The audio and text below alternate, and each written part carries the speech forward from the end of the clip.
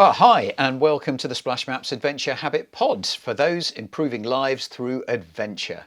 I'm your host, David Overton, and co-founder of Splash Maps, where we're privileged to equip some of the finest adventurers for the most diverse, often extreme, and always inspiring adventures in the world. I've grown so much in the regular interactions I've had with adventurers, each with their own different aims, their own take on adventure.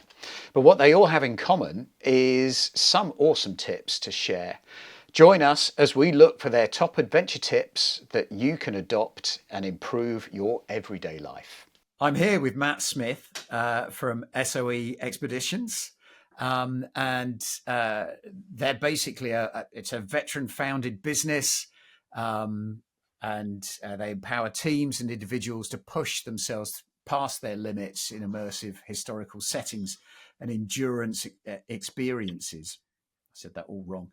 Anyway, you can tell us much more about your business, and give us a little bit about SOE Expeditions and a bit about you, actually. Yeah, nice. Matt, let's see what makes you tick.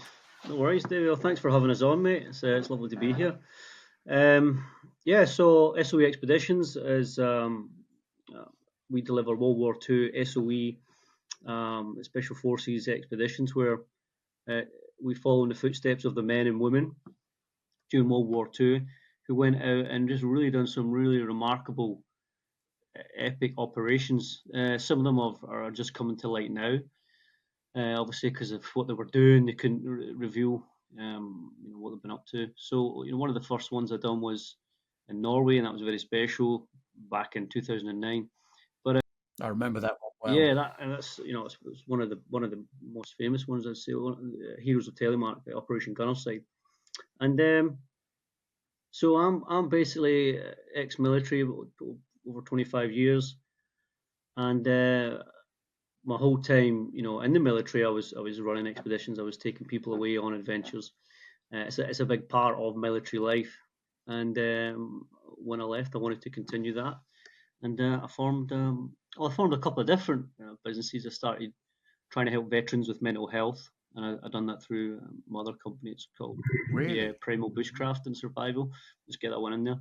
And and so that was like reconnecting outdoors, and then we kind of moved into the corporate scene. But throughout all of that journey, we were taking people away on adventures and expeditions, and it just SOE just it was a natural fit, and here we are. It's kind of grown arms and legs. And is there anything that made you do this kind of? So if you were doing the bushcrafting thing, etc., but obviously you've settled on quite an interesting niche here, which is the World War II SOE type stuff. So can you just describe for listeners who haven't heard of the SOE before, who they were and how they operated in the Second World War? Yeah, so basically, after Dunkirk, we kind of had our kind of noses put out a joint, and we were, obviously in the UK, just waiting for the Germans to invade. And Churchill was like, "Look, I'm not happy with this. We need to kind of fight back." So in June of 1940, they formed the Commandos up in Inverell, up in northern Scotland, and they then went off to do their independent commando companies down here in Ayrshire, and then they actually brought them all together up in Achnacarry. And then the month later, they formed SOE, and they got Major Gubbins to Churchill famously says, go and set Europe ablaze. And it was very much unheard of back then. It was very paramilitary techniques, espionage, sabotage, recruiting resistance fighters, recruiting partisans, and going behind enemy lines and just causing as much havoc. It was just total war, and everything and anything was on the table. And where they were basically set up was down in London, on Baker Street, and they were called, the Baker Street Irregulars, and they were all called loads of different names because they were just like, everyone hated them because of what they were doing. It was just totally irregular, but they really did turn the tide of the war. And it was men and women. They had, some of them were like lawyers and doctors, and it was really, really, an interesting time. I found out just recently that my great uncle was training to be a priest, and he spoke 5 languages, and he went down to London to join the priesthood. and he ended up sacking it and got a sack. I'm going to join the army instead, and he joined it. He joined MI6 actually, and he was doing some cool stuff. He jumped into France, and he was doing stuff all over the war. And So yeah, this is in the blood, so right? yeah, I'm like, wow, that's amazing. So And you've only just learned that. just in the past couple of months, yeah, my uncle he researches the family tree, and he found this out, and so yeah, Well, I was just about to ask you the question. What was the inspiration and the passion behind it? Why choose SOE? I mean, oh, maybe subliminally you've just described it, yeah, but exactly. Yeah. was there something from like your military background or something that led you down this particular track? Yeah, I've been thinking long and hard about that, and basically, you never just. This has been a 10-year journey. I left the military back 2014. I was getting out, so I started doing the wilderness stuff, the bushcraft stuff, and so that's kind of given me that foundation of the outdoors. It was always there anyway as a wee boy on the west coast of Scotland, running about and doing cool stuff. But the military was obviously a big part of that. I got to meet Klaus Hellberg, who was the radio operator on Operation Gunnerside. I met him back in 2001, and he was, and we were up in Rookin, and he's telling us the story on this flip chart, and he's got, his books there and stuff, and we're all sitting at the edge of his seat, and because this guy was an absolute legend, of some of the stuff that they'd done, and then following on from that, about 8 years later, I met Joachim Ronenberg, who was the leader of Operation Gunnerside, and he led the attack. He was 23 years old, and I'm just amazed. I don't know any 23-year-old guys who could have done what those guys were doing back then. Yeah, So it's yeah, so extraordinary. that kind of spurred like that enthusiasm, and then it's always been there. And when I left, I started doing a couple of expeds, and then it just kind of grew from there, really. Oh, fantastic. So it's like an interest, it's in the blood, it's through your training, you've got skills in the area. I guess it was a no-brainer of yours to really get started with this business. Really, the way that we got to know you guys was actually through one of the amazing people that you get on your adventures. So a chap called Mitch Utterback, who I understand had done a search through Google and looked who can make us some fabric maps to take away on Yeah, this amazing trip that we're yeah, doing. Has to be snow proof, has to be everything else proof, and yeah, I suppose given the story, nuclear. Well, we could make the claim nuclear bomb proof, but thankfully Hitler didn't get that far, right? yeah. Well, I've got it here, by the way. Mate. I'll get it in there. So this is Oh, that looks yeah, fantastic. it's a really Yes. absolute cracker. It's got the route on there that we not the this route that they done was over Yeah. it was 300 miles, and it was we couldn't do all of it for obvious reasons, but we got these made up, and it's been a great bit of kit. Um, Yeah. Looks as good as the day it was yeah, made. still clear, and you can see all the contours and everything. But So I mean from your event, I mean you just yeah, I know I've heard of some of the people that come with you on these trips. I mean, is there anything that typifies a sort of person that comes along with you that can go through that endurance, that's keen to get involved? I mean, obviously, I know Mitch is. He trains the Green Berets, doesn't he? In the United yeah, States, he does the Robin Sage training, which is the final phase for the special forces training out there, where they will go into character, etc. But is he typical of the sort of person you get coming, or who would you expect to come along? yeah. No, it's a great question. It's all it's a total mixed bag, men and women. There is sometimes a family connection there, but not always. It's mostly people who are interested in history, and um, there's nothing wrong with going on bus tour holidays, but if you've done enough of them and you want to kind of push yourself and have a little bit more of a challenge in your life, then this is a great way to do it. And you're literally walking in the footsteps of, staying in the same cabins as they stayed in, or meeting people that were part of their journey. I love the photographs for that, by the way. I mean, I know you've actually reenacted some of the stuff that they did, and actually even got into the right kind of 1940s gears for some of the pictures, which we'll put on the website, by the way, which will be linked to Yeah, this. oh great, happy days. Yeah, so yeah, sorry, I forgot the question, mate. What was the question? Yeah, yeah. I know it's really who. Oh yeah, What sort sorry, of here comes person that. would Yeah. you expect on this trip? So you normally find it's kind of slightly older people who are obviously interested in history, got a family connection. We've since learned that not everyone can, climb up mountains or ski across Europe's highest plateau. So we've changed the model slightly so that we're going to start incorporating accessible weekends where people can go and do like a long weekend away and experience part Brilliant of the idea. route and not all of it on different trips. We're also going to start kind of numbering them from 1 to 5, one being easy and 5 being like pretty hardcore. Um, there is a That lot sounds of, very sensible. yeah. And what have you got coming up? So we're off to Norway in 2 weeks' time. We're doing Gunnerside, the attack route and the escape route, so that's quite exciting. And then next in March, we're doing Operation Reaper with the OSS. It was the first American operation that the OSS done in Norway during the war, and we've got a really cool connection. We've got the guy who led that attack was called Bill Colby, who then went on to become the 10th director of the CIA, and his son Carl Colby, he's one of the directors in the OSS Society, and he's also a movie maker, and he's coming on the trip on the 80th anniversary to Wow. remember his dad and the men who a few guys lost their lives, so I'm going to commemorate them as well. So that's Norway. It's an impressive kind of who's who Yeah, that you have yeah. Well, coming again, along it's on these just that trips. those links, and it kind of opens doors, especially in America. It's the more we dig into it, the more we find out, especially in Scotland, where these men and women trained. It's a beautiful part of the world, up in Arisaig and Agnacarry and Neudart and over in the Cairngorms. Um, so yeah, so basically Norway, and then we've got Italy, Crete, North Africa at the end of the year, where we've started a new one in the Pyrenees, the Comet Line, which is a cool one.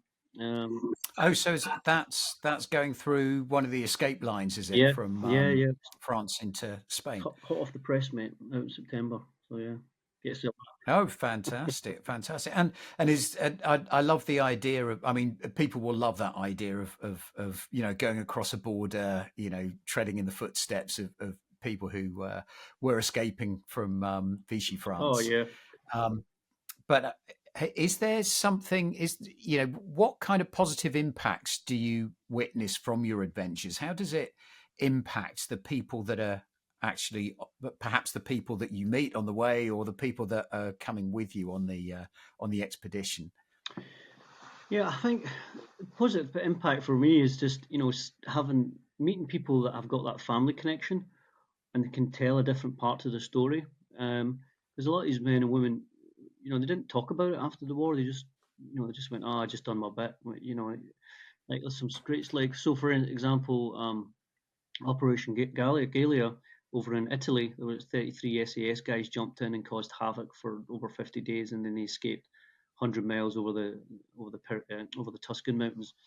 And but the guy who called that in was an SOE operator called Major Gordon Lett, and his son Brian Lett, he's alive, and he tells the story. So meeting him, and then there's other people whose you know uh, parents were SAS operators on the ground.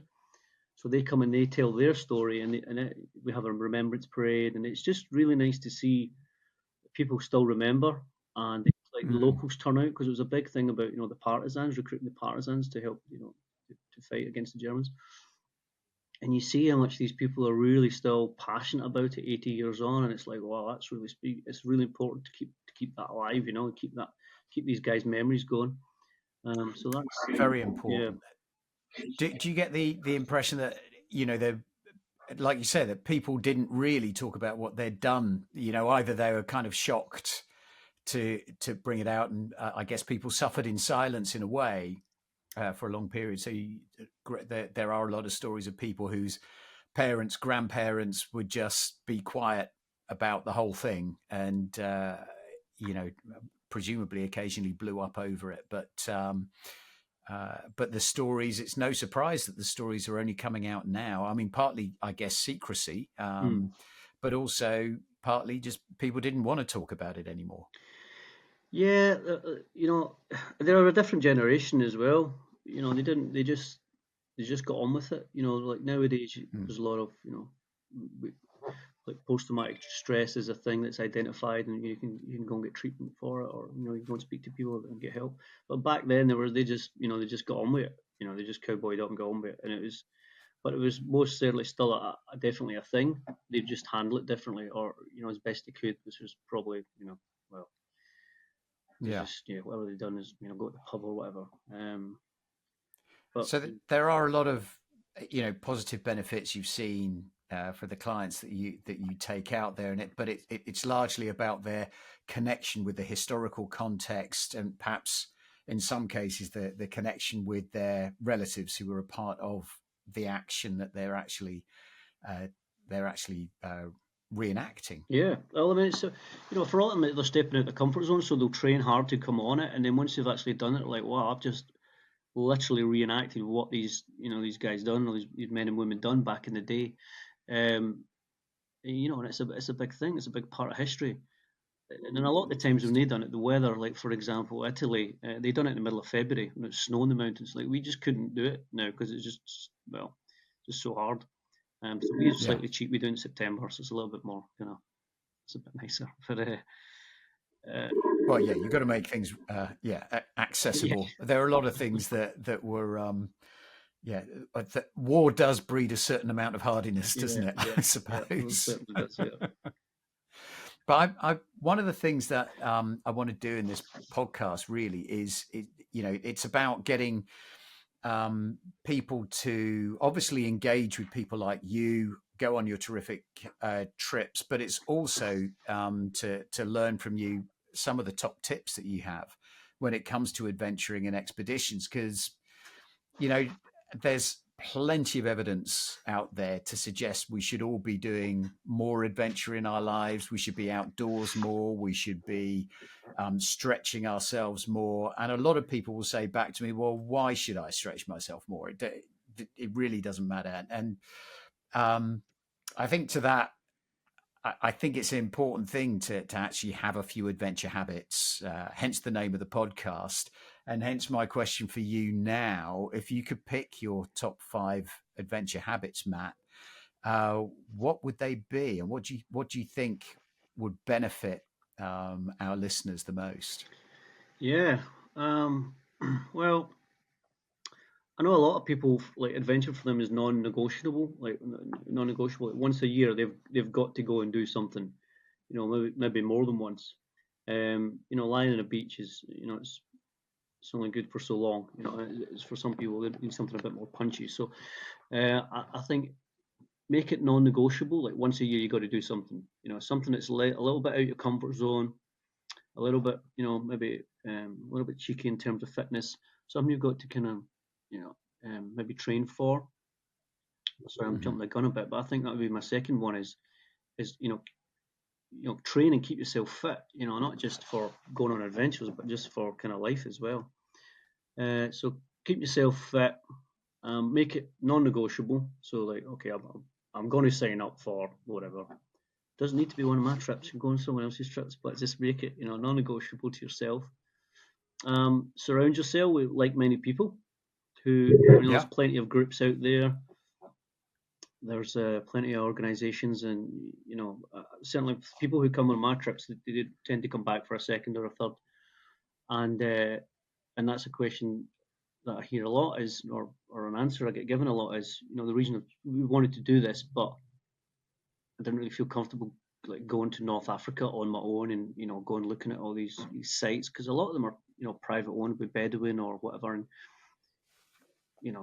as a female on your own, it might not be a good idea. So basically, being with like-minded people certainly helps. Um, Maybe just learn some new skills as well. I think just don't you Yeah. don't to go out and do. Well, there's a couple of things. Learn new skills. So, like for example, I'll use the bushcraft as an example. Like learning how to put up a tarpaulin or make a fire or whatever it is. You don't have to do something massive to go and have an adventure. It could be something as small as going out into the forest with your kids and making a fire or leaving no trace or learning to make a Yeah. wee den or something like that. And that's So something. something you can do kind of regularly as well as Yeah, the big one-offs in the year. So I think you've covered five good ones yeah, there. that's quite So a lot. I was going yeah, for it. yeah, yeah. I think you were going to go into 20 I was about going to go for another around one, about but I then. think I'll But shut up now. I'll shut up. no, but this is the crystallization of what I think people can take into life. So just to recap on some of those, you know, the first thing is to challenge yourself.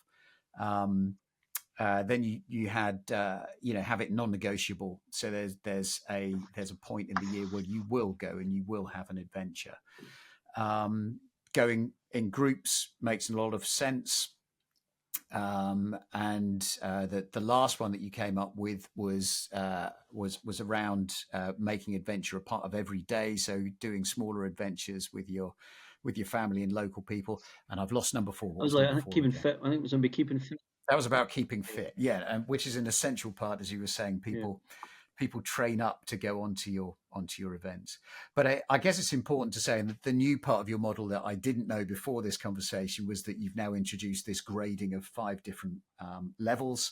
So whatever level you think you're at adventuring, Matt will be able to take you through a World War II experience, treading in some amazing footsteps. And I just want to thank you, Matt, for you know, for taking the time to be with us today. Just remains for me to nudge you to tell us where people can find out more about SOE expeditions. yeah. No, cheers, mate. Thanks for having us. So just all your social media channels. We're on LinkedIn as well. The website's soeexpeditions.com. Very easy. And yeah, sign up for a trip. And each trip you do, subsequent trips get cheaper and cheaper. But you can step them up and make it as hard as you want, or as it's not boot camp. It's it's very enjoyable, and it's about walking in the footsteps and reliving history. So it's pretty special. Brilliant. Brilliant. So, like I say, we'll have all of that information to go along with this podcast. And we're so grateful that you spent the time with us. You've been an inspiration to us over the last few years. And thank you very much for taking part in the Adventure Habit Cheers, podcast. mate. Thanks for having us. Thanks, David. Thank you then, Matt. Cheers, mate. Bye bye. Bye bye. Bye.